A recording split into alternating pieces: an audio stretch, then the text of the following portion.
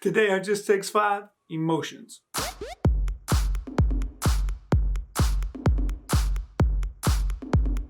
Hey everybody, what up? Courtney Morris here. Want to talk to you guys today about one of my favorite subjects, emotions and relationships. That's right, I love talking about this. I have been counseling people and talking to people about emotions and relationships for a very long time. I'm a certified life coach, which means that I get to help people just kind of do life. And it's been a blast. Today, I'm gonna teach you guys the two most important things I think help with dealing with your emotions and the relationships that are in your life. It doesn't matter if it's relationships between you and your siblings, you and your parents, you and a boyfriend, a girlfriend, a fiance, a husband, a wife, people at work. It doesn't matter. If you can learn to follow these two things, then I can guarantee you it's gonna help your life. So let's take 5 minutes now out of your day to learn something new. The first thing I want you to learn is right here, how to predict the future. Now, I understand I'm not saying that you can actually predict the future. What I am saying though, is that if you can predict what's going to happen next, it's gonna help you in the long run. And I'm talking about your relationships. Let me give you an example. My wife, she loves to have the shower curtain closed. Me, myself, it doesn't bother me whether it's closed or open. That's just how it is. But I know that it's important to her. So I know that if I close the shower curtain, she's not going to say anything to me about it. If I don't, I'm going to get an earful. Probably not a big earful because that's not how my wife rolls, but an earful nonetheless. She's going to say, Courtney, don't forget to close the shower curtain. And I'm going to say, but I don't understand why we close the shower. And it's going to turn into this whole big mess. And it doesn't need to go there if I just close the shower curtain.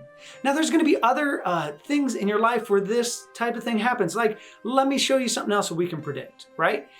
If you post something negative on social media, you're going to receive a negative response. It's going to happen. If you post something bad about somebody else, that person is going to probably feel bad and probably they're going to retaliate in some way. Now, majority of us, we do that because we want that retaliation or because we want that response or because we want somebody to feel sorry for us or we want somebody to say something. Maybe because we're reaching out. That's okay. I understand the reaching out thing. What I am saying though is there are plenty of times in our lives where we can predict the future. If I study for this test, I'll do better on it, right? If I don't get up in the morning and go to class, I'm going to miss class. I mean, plain and simple, right? If I don't go to work and I have too many tardies or too many demerits or whatever they call them, I'm probably going to get fired. It's called predicting the future.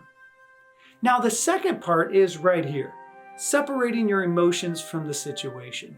Now, this is key. I've been teaching this to people for years. How do you separate your emotions from the situation? Well, we take it all the way back to early childhood education, right? When you were a child, possibly your parents told you to go take a time out. The reason why you took a time out was because you were not able to handle the situation at hand. So when you're in a big situation and you're feeling frustrated or sad or whatever it is, you might need to separate yourself from that situation until you're able to control your emotions, and then you're going to use something that God gave you. You're going to use your head, your brain. That's right, because you're going to think logically about the situation. Does this situation need escalated? Does this situation need de-escalated?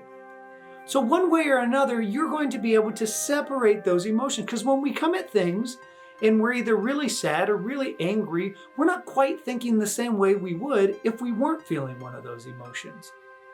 Now, I'm not saying that those emotions are bad or anything like that. What I am saying though is that when we go with just our emotions and we don't use our head, we tend to cause a lot of problems in our relationships that are around us. See, for some reason, people in the world today believe that every relationship, if it ends, has to end badly. And I don't think that's the case. I do believe that relationships that maybe don't last as long as other relationships, that they don't have to end badly, that they can just end, and that can be okay. And see, when we approach things logically, we can do that. So if there are relationships in your life that you would love to have or love to keep, right? then we have to approach them in these two different ways. Can we predict the future? What are the things I'm going to do that's going to advance or not advance that relationship? And two, can I separate my emotions from the situation, the way that I'm feeling, to think logically about what needs to happen in order to keep this relationship together? Now, this is not to say that there are some relationships that we should let go of, some toxic relationships, but we'll get into another video about that later. Well, guys, that's all the time I have for today. I appreciate you guys joining me. Thank you so much.